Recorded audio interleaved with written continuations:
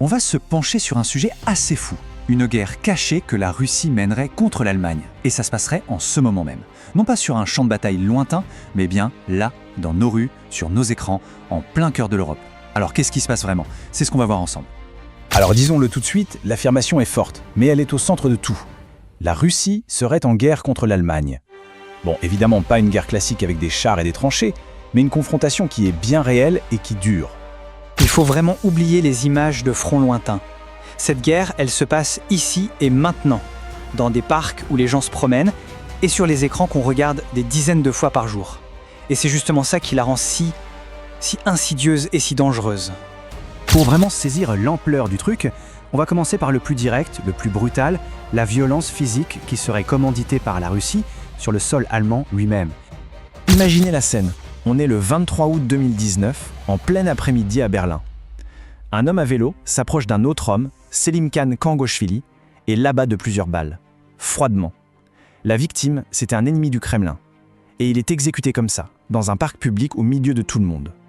Ce n'est pas juste un crime, c'est un message.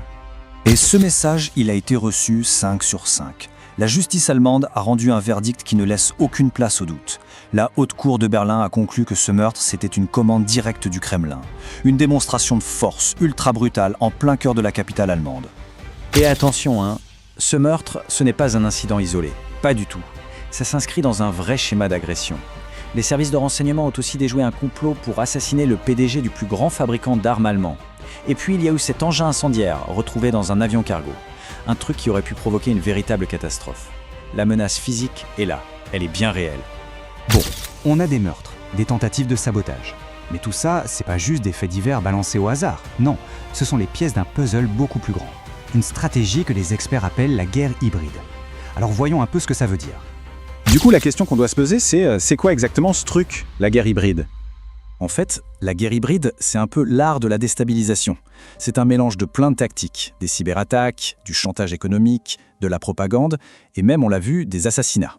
Le but, c'est d'affaiblir un pays de l'intérieur en agissant dans une zone grise entre la paix et la guerre.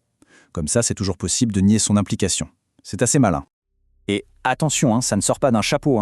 C'est le grand patron du renseignement extérieur allemand lui-même qui a tiré la sonnette d'alarme. Il dit clairement que la Russie va utiliser tout son arsenal de mesures hybrides pour affaiblir l'Allemagne. Le message est on ne peut plus clair.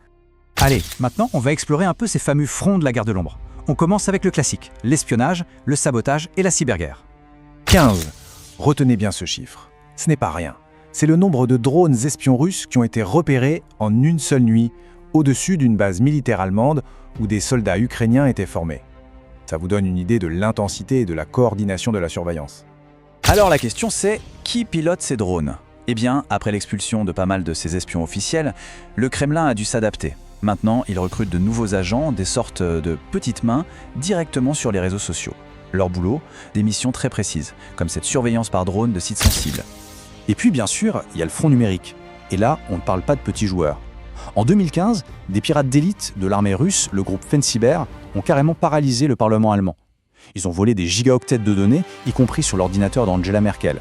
Et plus récemment, en 2024, un autre groupe, Cozyber, a ciblé des partis politiques allemands avec des logiciels espions cachés dans de fausses invitations. Ok, autre front, autre tactique, la pression économique. Et plus précisément, comment on se sert de l'énergie comme d'une arme. Pour bien comprendre, il faut remonter un peu dans le temps, à l'automne 2021, juste avant la grande invasion de l'Ukraine. D'habitude, avant l'hiver, les réserves de gaz allemandes sont pleines à environ 90%. Sauf que cette année-là, le plus grand site de stockage du pays, qui était contrôlé par le géant russe Gazprom, était mystérieusement vide, moins de 10%. Imaginez la panique à l'approche de l'hiver. Et le point crucial à comprendre ici, c'est que ce n'était pas un accident. Pas du tout. C'était totalement délibéré. La Russie a passé des années à créer une dépendance de l'Allemagne au gaz russe. Et au moment précis où elle lançait son offensive en Ukraine, elle a utilisé cette dépendance comme un levier, comme une arme. C'est de la guerre économique, pure et simple. On a vu le physique, l'économique. Passons maintenant au dernier front, qui est peut-être le plus subtil, mais aussi l'un des plus dangereux. La bataille pour les esprits, la guerre de l'information. Et pour cette bataille, la Russie sort l'artillerie lourde. Il y a les médias d'État comme RT, des armées de bots sur les réseaux sociaux qui amplifient les mensonges, des faux sites d'infos qui ressemblent à s'y méprendre à de vrais médias.